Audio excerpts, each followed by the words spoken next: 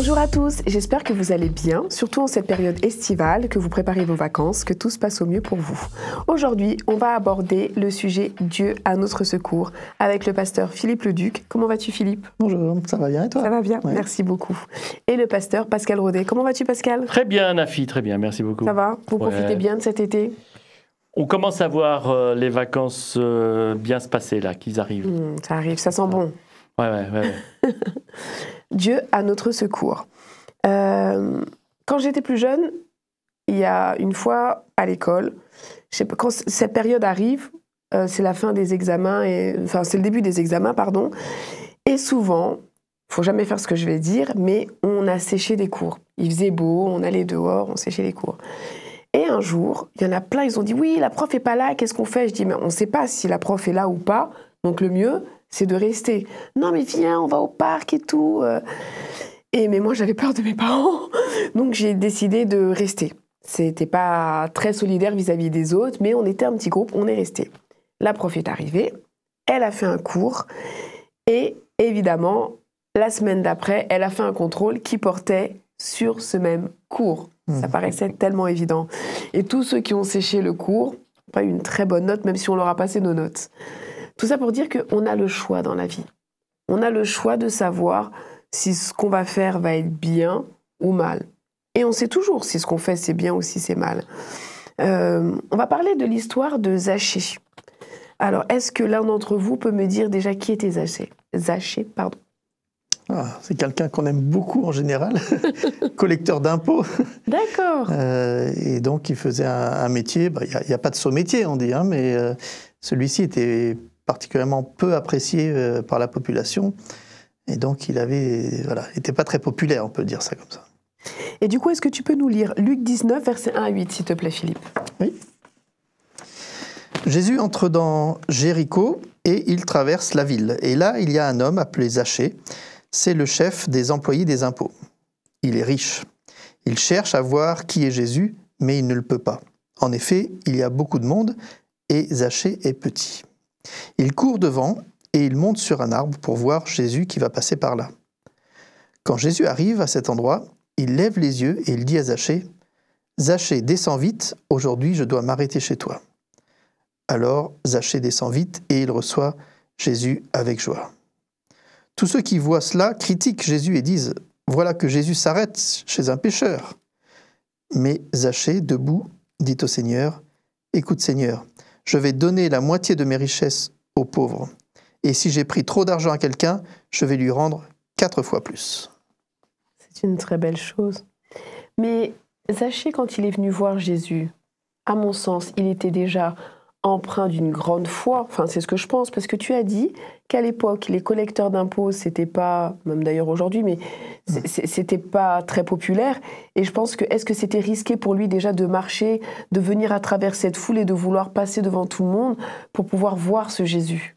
Alors, on nous dit d'abord qu'il a un premier problème, c'est qu'il est petit. Et face à une telle foule, il n'arrive pas à aller devant. C'est pour ça qu'il monte sur cet arbre-là. Jésus est très populaire, il draine des foules. Sûrement Zachée aussi curieux, il est simplement curieux, il veut voir quel est cet homme-là. Et il se dit peut-être que ce Jésus a quelque chose à lui dire. Mais il a beaucoup de difficultés. Il est petit et il n'est pas populaire, il est mis de côté. Est-ce que Jésus va vouloir s'intéresser à lui? Et c'est toute la question. Et en effet, ça se termine plutôt bien, parce que Jésus prend le soin non seulement de tenir compte de ce qu'il est là, mais en plus d'avoir un moment privilégié avec lui. Il a dû faire envie à tous ceux qui étaient là et qui auraient voulu ce temps privilégié. Mais c'est Zachée qui l'a eu. Que penses-tu de... Une fois, il y a une personne qui m'a dit, je ne comprends pas, je prie tout le temps, telle personne qui prie moins que moi est souvent exaucée, alors que moi, j'ai juste mes genoux et je prie, et j'ai l'impression que Dieu ne fait pas attention à moi. Est-ce que ça veut dire que Jésus ne faisait pas attention aux autres personnes? Non, mais Jésus sentait ces choses-là et arrivait d'un regard à savoir quelle était la personne qui avait le plus besoin, peut-être. Et là, il savait que dans cette foule-là, il y avait un homme particulier qui avait quelque chose à entendre de particulier. Et ça, c'est sûr que c'était le don qu'avait Jésus, hein, de trouver cela. De trouver ça. Je crois aussi, alors, à la différence des inspecteurs d'impôts d'aujourd'hui, Zachée avait 3 problèmes qui s'additionnaient.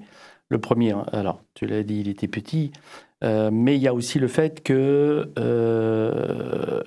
collectait des impôts pour des étrangers. N'oublions pas que c'est les Romains qui étaient présents. Donc ça ne le fait pas tout à fait quand même, hein. Deuxièmement, à l'époque, les inspecteurs d'impôts prenaient un pourcentage sur la collecte. Ils n'étaient pas payés pour récolter les impôts. Ils prenaient en plus auprès des gens. Donc forcément, quand à la fin, ils parlent de dire « Ah, si j'ai fait tort à quelqu'un, je vais lui donner beaucoup plus », tout ça, ça additionne un peu un rejet de la population. Et je pense que tout ça, en effet, Jésus a senti ça, cette différence. Et de voir un peu quelqu'un qui est prêt à tout changer, oui, ça, je pense que c'était important. Et le fait, il a rencontré Jésus. Je ne parle pas de rencontrer quelqu'un, Philippe, je te rencontre à la pause déjeuner ou autre. Il a une vraie rencontre avec Jésus. Jésus se pose chez lui. Oui. Et cette rencontre, moi, je rêverais de la voir. Je rêverais que Jésus arrive, frappe à ma porte et que je lui fasse à manger, que je lui lave les pieds. Quel impact ça a sur sa vie après? À mon avis, Zachée est complètement transformé, hein.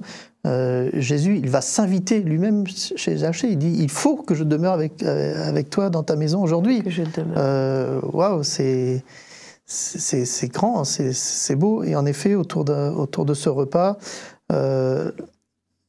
Jésus va chez Zachée, chez lui, dans son intimité de sa vie. Et là, il peut se passer des choses incroyables parce qu'il peut parler de cœur à cœur, hein.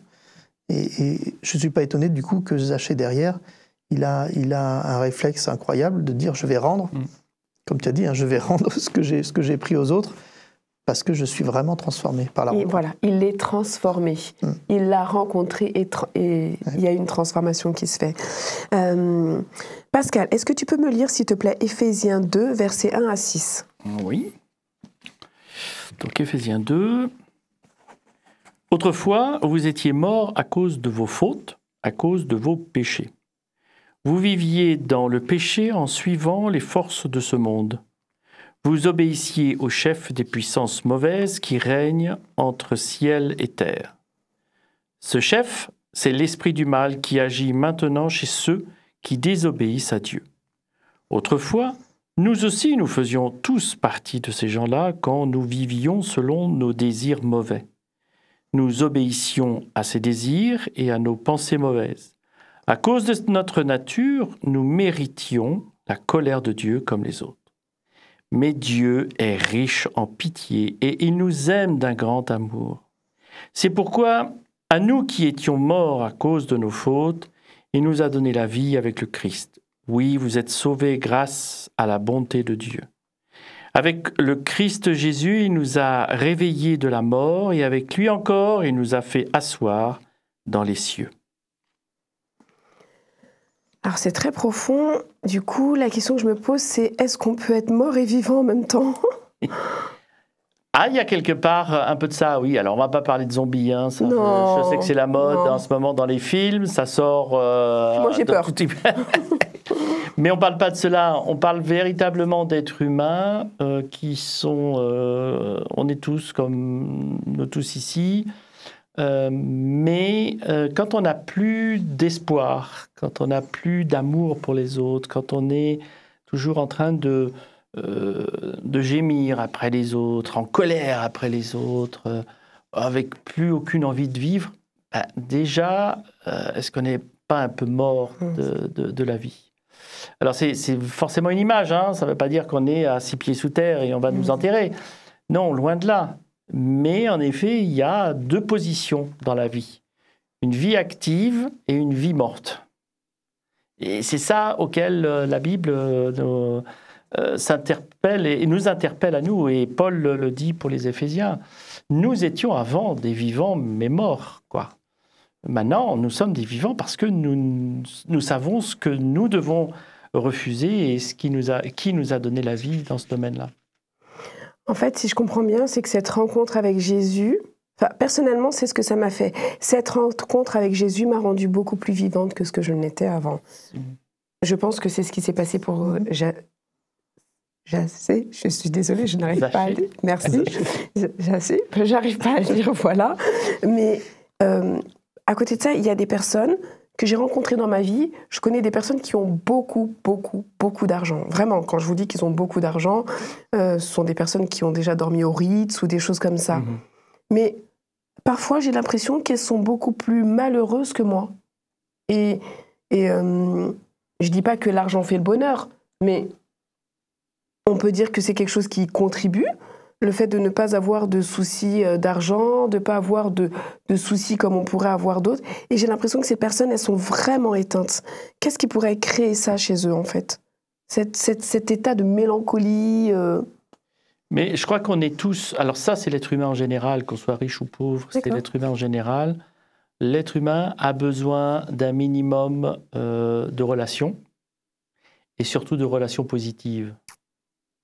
Parce que quelque part, nous vivons de cette interconnexion. Et Dieu nous le propose. Nous vivons de cette interconnexion avec Dieu aussi. Parce qu'il nous a, comme l'image de Zachée, hein, c'est Jésus qui s'est déplacé vers Zachée. Parce qu'il dit, toi, tu as besoin de quelque chose de plus. Tu as beaucoup, c'est vrai, mais il te manque quelque chose. Et je pense que c'est ça qui fait la différence en tant qu'être humain, quoi. C'est cette lumière que Jésus, que Dieu peut nous apporter en disant, ben oui, c'est pas ce que tu as ou ce que tu n'as pas, c'est comment tu le vis qui est important. Donc, puis l'argent, ça fausse les relations aussi, hein, parce que quand on a trop d'argent, on se demande si les personnes nous aiment par intérêt ou simplement d'une manière désintéressée. Donc c'est ça, plus on est riche et plus on a peur de perdre notre richesse déjà. Donc on va s'isoler, on va être sur la défensive tout le temps. Et c'est compliqué d'avoir des amis quand on est très très riche. Parce qu'on a toujours ce petit doute. C'est vrai. Pourquoi il est là ? Pourquoi il est là ? Qu'est-ce que je peux lui apporter ? Voilà. Pourquoi est-ce qu'il veut être mon ami tout naturellement ? Et les relations chrétiennes. Je dis pas qu'on doit être tout le temps avec des chrétiens, mais la plupart du temps, on est souvent entre chrétiens ou pas. Et du coup, quel devrait être notre rapport à l'autre ?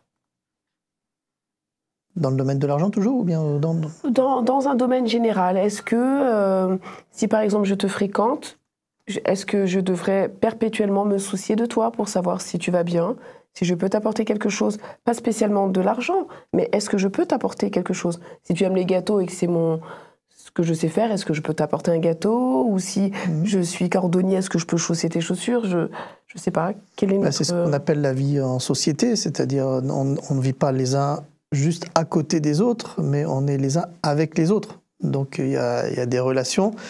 Et donc Dieu m'invite à avoir une vie sociable, c'est-à-dire prendre soin des autres, s'intéresser aux autres, et pas simplement être l'un à côté de l'autre. Et c'est ce Jésus a démontré cela. Hein. Il s'est intéressé aux autres constamment. Et c'est vrai que ce n'est pas que les chrétiens qui font ça. Hein. Il y en a d'autres aussi qui s'intéressent aux autres. Mais ça devrait être, en tous les cas, la spécialité d'un chrétien. C'est-à-dire se dire qu'est-ce que je peux faire de bien pour l'autre, comment je peux l'aider, qu'est-ce que je peux apporter pour lui. Ça fait partie en effet comme encore une fois Jésus avec Zachée, d'avoir ce souci-là pour ce souci des autres. Hier midi, j'ai mangé avec des personnes qui travaillent pour une association qui s'appelle ADRA, et cette association aide vraiment tout le monde. Et un jour, je leur ai demandé, mais vous êtes poussés par qu'est-ce qui vous anime pour aider les autres et autres ? Ils m'ont répondu, en plus d'être chrétiens, ce qui nous anime, c'est de pouvoir aider les gens à travers le monde. Du coup, je pense que ça peut être notre mission. Oui, tout à fait. Oui, c'est ça. Tout à fait. Et on peut chacun à notre niveau, dans des domaines différents. Oui, c'est ça qui fait la vie. Hein. Sinon, on serait sur une île déserte et puis on serait malheureux très vite sur une île déserte, à mon avis. Hein. Et je rajouterais même aider les autres sans attendre quelque chose en retour.